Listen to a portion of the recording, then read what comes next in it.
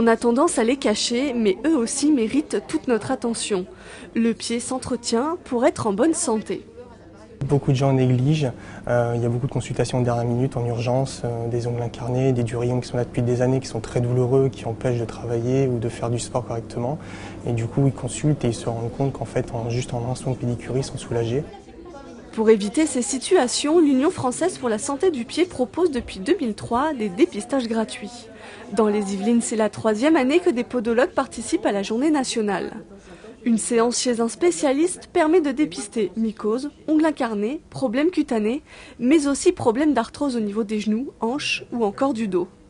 On peut poser un diagnostic sur l'appareil locomoteur, c'est-à-dire que le pied est vraiment en relation avec l'appareil locomoteur dans son ensemble, c'est-à-dire le genou, le dos, la hanche, même au niveau cervical. Et en travaillant avec des éléments de semelle, on peut travailler sur ces articulations et soulager des pathologies au niveau de ces zones du corps. En 2012, seulement 30% des Français consultaient un podologue. En 2014, ils sont 41%.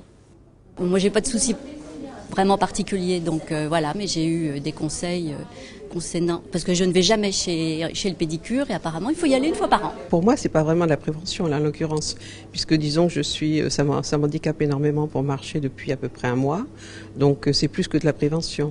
Bon, je dis l'année prochaine, j'espère que je reviendrai pour de la prévention.